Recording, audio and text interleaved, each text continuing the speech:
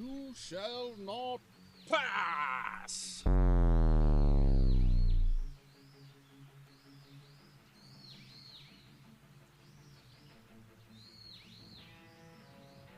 Let's take you on a tour. So we're going through all those big old trees, and then we saw some light popping out, and boom, meadow. Amazing.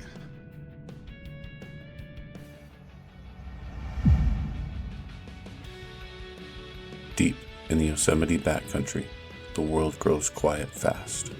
Every step feels earned, every moment stripped down to what matters. Then the valley opens up, massive and humbling, a reminder that wild places don't just surround you, they change you.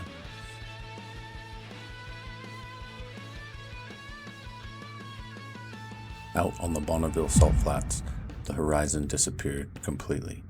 With nothing but sky and salt in every direction, it feels like standing outside of time. Zion Canyon commands attention the moment you enter. Every bend in the canyon feels earned, shaped by patience and pressure. At 9,600 feet, Crystal Lake near Mammoth felt untouched. Water, trees, and sky coming together in a perfect balance.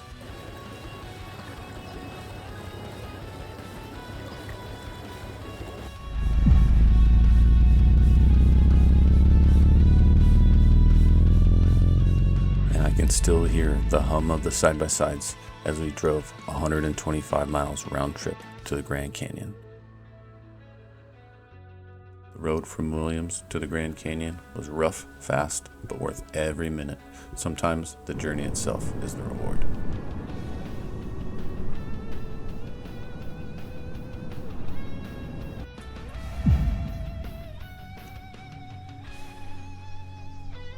Best part about out here?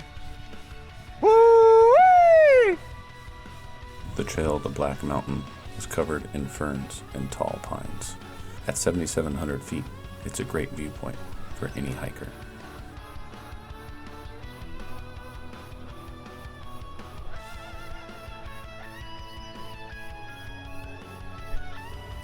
At 10,834 feet, San Jacinto Peak was the toughest hike of the year.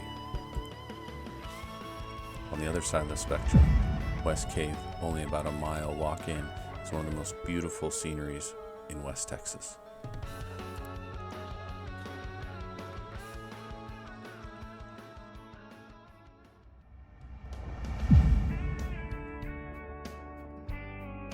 Back to California, Joshua Tree feels raw and exposed, a place where stillness hits harder than sound. Get to the top. Oh, look at this. We're sitting at the top. That's like maybe 300 feet, 200 feet. Oh, it is windy as hell. I hope you can hear me. Joshua trees stand twisted and resilient against open desert skies. Nothing here is rushed, and nothing feels accidental. Near Skull Rock, the boulders rise and twist in every direction, a place where imagination fills in the spaces between stone.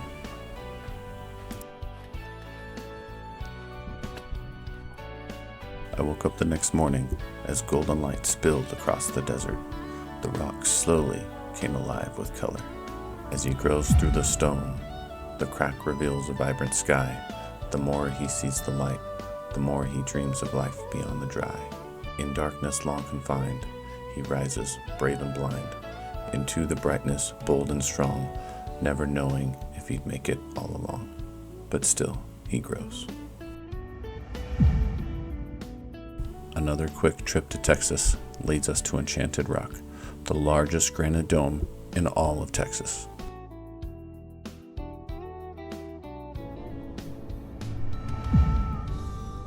Zion's Canyon Overlook Trail is one of the most breathtaking trails and easiest hikes in Zion.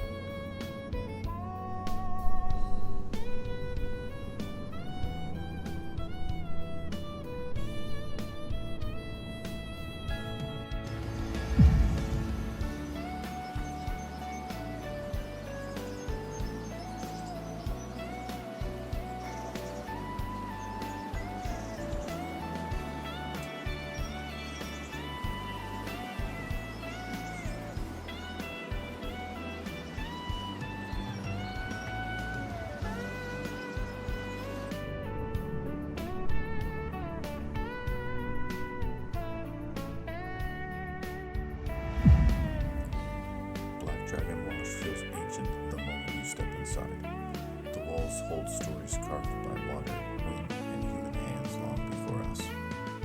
Time moves slower here, and the silence carries weight. It's a space that reminds you of how small a single moment really is. Outside the national parks, flying over Moab shows the landscape in its rawest form. Endless red rock, open space, and lines carved far beyond the map. This was by far my favorite trip of the year, from Chris Burkhart's storytelling workshop to exploring countless arches and unseen landscapes, surrounded by talented photographers, new friends, and shared inspiration.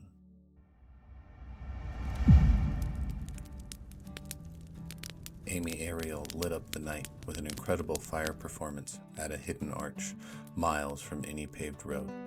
One of those moments that feels unreal when you're standing there.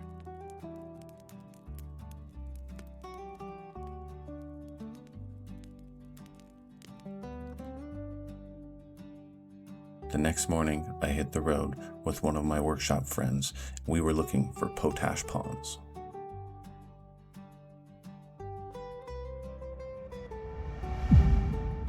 The potash ponds feel almost unreal from above.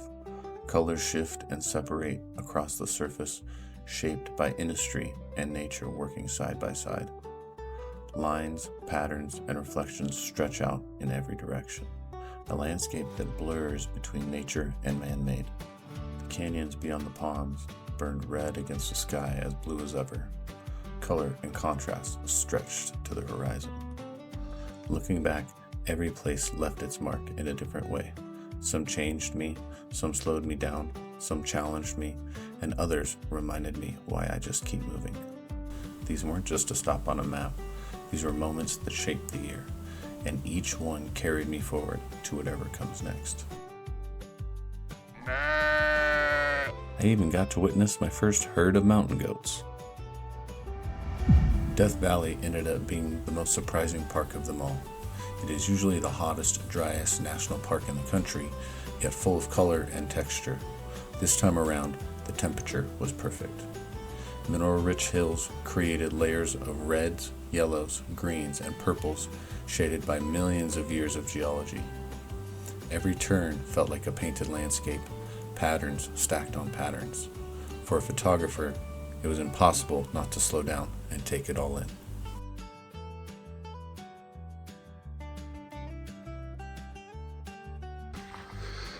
We are at Mesquite Dunes in Death Valley.